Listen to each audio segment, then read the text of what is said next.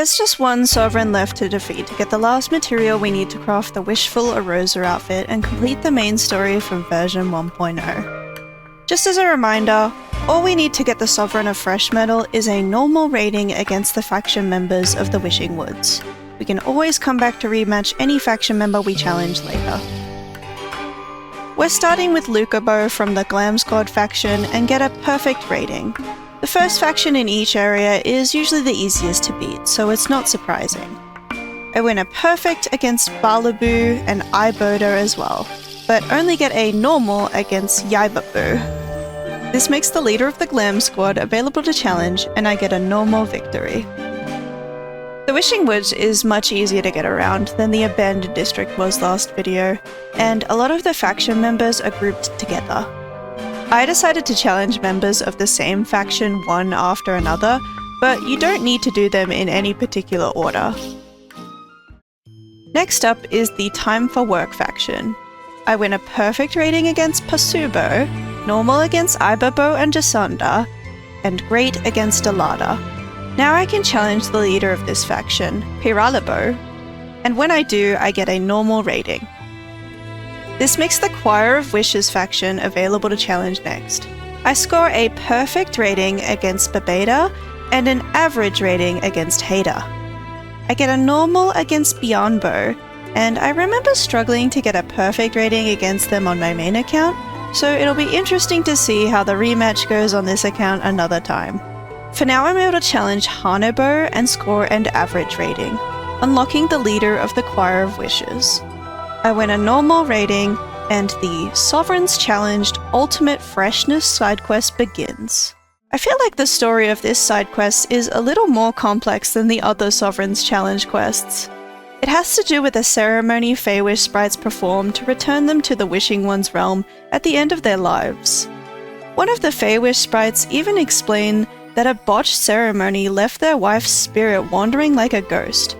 So it doesn't seem like a good idea for an outsider like Nikki to interfere. But we need that Sovereign of Fresh Metal, so we're going to insist on getting involved. The ceremony requires 2 Silas to infuse Whim into something called the Starlink Stone. The Sovereign of Fresh, Eltonada, and his father, Baida, have been performing this duty up to this point, but now it's time for Baida to return to the Wishing One himself. Eltonada has tried to light the Starlink Stone on his own, but has failed 3 times, so Nikki offers to perform in the ceremony with him. We're told we need to prove ourselves against the Fair Wish guards before we're allowed to do so. First up is Ioda, and we earn an average rating. Then we challenge Amorbo and Tamibo for a normal win against both. Eltonada is still skeptical of our ability and insists on doing it alone. Nikki is sure we can sway the Sovereign of Fresh with our styling, so we put an outfit together to challenge him. I worry I won't be able to get more points than Eltonada while the cutscene for the challenge plays, but my level 10 Eurekas end up pushing our score to just around 5,500 points more than him. We've started to change the Sovereign of Fresh's mind, so he rewards us with the Sovereign's Medal. But it's not enough to allow us to perform in the ceremony with him yet. We'll have to do a rematch for the perfect rating to complete this side quest later. For now, it's back to the Stylist Guild to turn in this final medal and get the last material we need for the Wishful Aurosa outfit.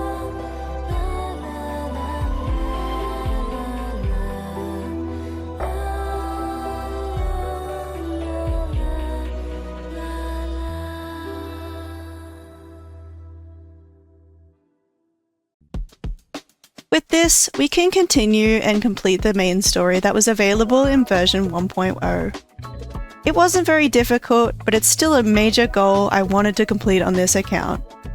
I hadn't actually played through the interlude chapter that was introduced on version 1.1 on my main account while I was doing this, so when I get to this point, I decided to play it through on this account. I've seen people talk online about how the Silvergale Aria's miracle outfit is a long grind, requiring a lot of energy for insight and bedrock crystals. So I took my time getting to this point, only to realize I've made a huge mistake not just on this account but my main as well. You see, the Silvergale Aria's outfit requires 10 silver petals, an item you get from completing special daily wishes that only appear after you've completed the main quest. You need 10 in total, so even if I were to gather all the other materials needed, I have to wait 10 days after unlocking the outfit sketches to craft them. Since I'm recording this well after completing this quest, I have managed to get enough silver petals, and I don't have enough of the other materials to craft the outfit yet, because I've had to use my vital energy on other things. I don't think the Silver Girl Aria outfit is mandatory to craft for the story either, so I'm not that torn up about it, but I don't like feeling like I've missed out and am behind just because I decided to take my time in this cozy game. I think it's time to focus on rematching the Sovereign of Cool and Sovereign of Elegant, since version 1.2 has a limited time event where you can rematch them again. But I need to get a perfect rating against their regular styling challenges first. These event rematches are pretty tough, so I'm very curious to see if I can get a perfect rating on this account before the window to do so closes. Hope you're looking forward to seeing that in the next video. Bye!